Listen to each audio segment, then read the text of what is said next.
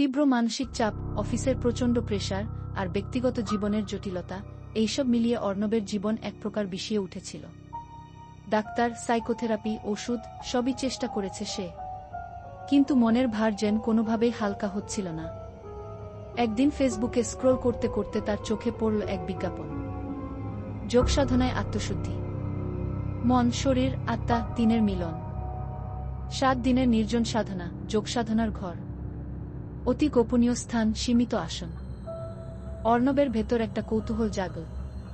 সে মনে মনে ভাবল, সব কিছু তো করেই দেখেছি, এটাও একবার চেষ্টা করে দেখি না। ফোন করে বুকিং দিয়ে ফেল। যোগসাধনার ঘরটা ছিল পশ্চিমবঙ্গের এক প্রত্যন্ত অঞ্চলে, গভীর বনের মাঝখানে। নাম বলা হয়নি ঠিক কোথায়, বুকিংয়ের পর ইমেলে শুধু একটা লোকেশনের পিন পাঠানো হয়েছিল। সেখানে পৌঁছে স্থানীয় এক লোকের হাতে লেখা সাইনবোর্ড দেখেই জায়গাটা খুঁজে পেল, যোগসাধনার ঘর, বাইরের জগৎ থেকে মুক্তির শুরু। ভেতরে ঢুকতেই একটা অদ্ভুত গন্ধ এসে নাকে লাগল, তুলসী, ধূপ আর কাঁচা মাটির মিশ্র গন্ধ। জায়গাটা নিঃশব্দ, চারদিকে শুধু পাখির ডাক আর গাছের পাতার সরসর শব্দ। একতলা কাঠের তৈরি বাড়ি, চারপাশে ছোট ছোট কুটির। সেখানে আগত 7 জনের থাকার ব্যবস্থা। অর্ণব ছাড়া আরও 6 জন এসেছে যোগসাধনায়। রূপা, শহরের এক নামকরা আইনজীবী। রাজদীপ, একজন মিডিয়া কর্মী। শোভন, এক সাবেক সেনা। Amita, meditation coach. Anjali, housewife যার স্বামী মারা গেছে। বিপ্লব, লেখক, বেশ রহস্যময় চেহারা। তাদেরকে বরণ করে নীল গুরুজি, নাম স্বামী হিত্তিকানন্দ। গম্ভীর গলা, শান্ত চোখ। তিনি বললেন, এই 7 দিন কথা কম, মনোযোগ বেশি। ভোরে উঠে ধ্যান, তারপর নিঃশব্দ আহার, বিকেলে যোগসাধনা, রাতে তন্ত্রমন্ত্রভিত্তিক বিশেষ চর্চা। কারো সঙ্গে অহেতুক কথা নয়। ফোন, ইলেকট্রনিক ডিভাইস কিছুই থাকবে না। প্রথম দিন অর্ণব খুব ভালো লাগল। সকালের সূর্যোদয় ধ্যান মনকে শিথিল করছিল। কিন্তু দ্বিতীয় রাত থেকেই অদ্ভুত কিছু শুরু হল। রাত 1টা বাজে, ঘুম ভেঙে যায়। বাইরে একটা ধ্বনি, ও খুব ধীরে, গলায় কর্কশ আওয়াজ। সে বেরিয়ে দেখে গুরুজি যোগঘরের মাঝখানে একা বসে আছে, আগুন জ্বালিয়ে মন্ত্র পড়ছে। অথচ আগেই বলা হয়েছিল, রাতের ধ্যান গোপন, কেউ অংশ নিতে পারবে না। তবে আসল ভয় শুরু হয় 3য় দিন। রূপা হঠাৎ নিখোঁজ হয়ে যায়। সকালে দেখা যায় রূপার কুটির খোলা, কিন্তু কেউ নেই। গুরুজি বললেন, সে পূর্ণতা লাভ করেছে, নিজে থেকেই চলে গেছে, ওর আত্মা শুদ্ধ হয়েছে। বাকিরা কেমন যেন চুপ মেরে যায়। অর্ণব একটু সন্দেহ করে, কিন্তু বাইরে ফোন নেই, যোগাযোগ নেই। সন্ধ্যায় ধ্যানকক্ষে আবার সেই কর্কশ ধ্বনি।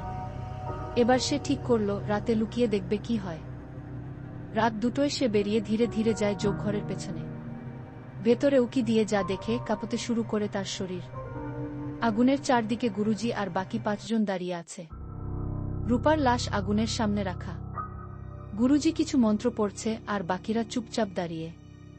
একসময় সবাই একসঙ্গে উচ্চারণ করে, তুমিই পথ, তুমিই মুক্তি, আত্মা উৎসর্গ করি আমরা। অর্ণব ছুটে পালাতে চায়, কিন্তু পিছনে বিপ্লব দাঁড়িয়ে।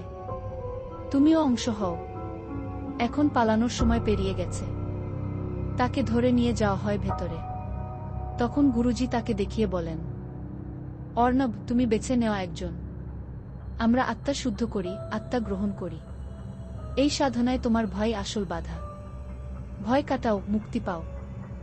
তারপর শুরু হয় বিশেষ ধ্যান। ধূপ, আগুন, মন্ত্র। সময় কেটে যায়, অর্ণব ধীরে ধীরে চেতনা হারাতে থাকে। কিন্তু তার মন বলে, সব ভুল হচ্ছে। এটা যোগ নয়, এটা অশুভ কিছু। 5ম দিনে আবার শোভন নিখোঁজ হয়। আবার একই কথা, সে মুক্তি পেয়েছে। অর্ণব এবার পালানোর সুযোগ খুঁজতে থাকে। এক রাতে সে দেখে গুরুজি আর অমিতা একটা পুরনো দরজা খুলে ভিতরে ঢুকল। সেখানে কি আছে জানতে সে পিছু নেয়। দরজা পেরিয়ে নিচে যায় এক গুহার মতো জায়গায়, কান পাতলে শোনা যায় কান্নার আওয়াজ। গুহার ভেতর মাটির তলায় খোঁড়া বড় গর্ত, আর সেখানে পচা গন্ধ। একটা মোমবাতির আলোয় অর্ণব দেখে, রূপা, শোভন, এদের লাশ কাদা আর রক্তে মাখা অবস্থায় পড়ে আছে। কিছু লাশ অর্ধপোড়া, কিছু অর্ধজাগ্রত। এটা কোনো যোগসাধনার কেন্দ্র নয়। এটা একটা কালো তান্ত্রিক আখড়া। যোগসাধনা ছিল শুধু একটা মুখোশ। আসলে এখানে আত্মা আহ্বান করে কালো শক্তি দিয়ে অমরত্ব অর্জনের চেষ্টা চলে। ঠিক তখনই পিছনে গুরুজির গলা শোনা যায়। তুই জেনে গেছিস, এখন তোর আত্মাও লাগবে আমাদের। তুই স্পেশাল, তোর ভয় যত গভীর, আত্মা তত শক্তিশালী। এক ভয়াবহ লড়াইয়ের পর অর্ণব দৌড়ে পালাতে সক্ষম হয়। গহীন অরণ্যের ভেতর দিয়ে অচেনা রাস্তায় দৌড়ায় সে। সকাল হয়ে গেলে দেখতে পায় এক কাঠুরে দল। তারা তাকে উদ্ধার করে। পুলিশ আসে, কিন্তু সেখানে কিছুই খুঁজে পায় না। কুটির, যোগঘর, সব গায়েব। শুধু গুহার ভেতরে কিছু পোড়া চিহ্ন আর হাড় পাওয়া যায়। অর্ণব ফিরে আসে শহরে, কিন্তু রাত নামলেই এখনো সে শুনতে পায় সেই ভয়ানক গলা। সে জানে যোগসাধনার ঘর তাকে এখনো ছাড়েনি। এই গল্প যদি তোমার মনে ভয় বা প্রশ্ন জাগিয়ে তোলে, তাহলে লাইক করো, সাবস্ক্রাইব করো এবং পরের পর্ব মিস করো না।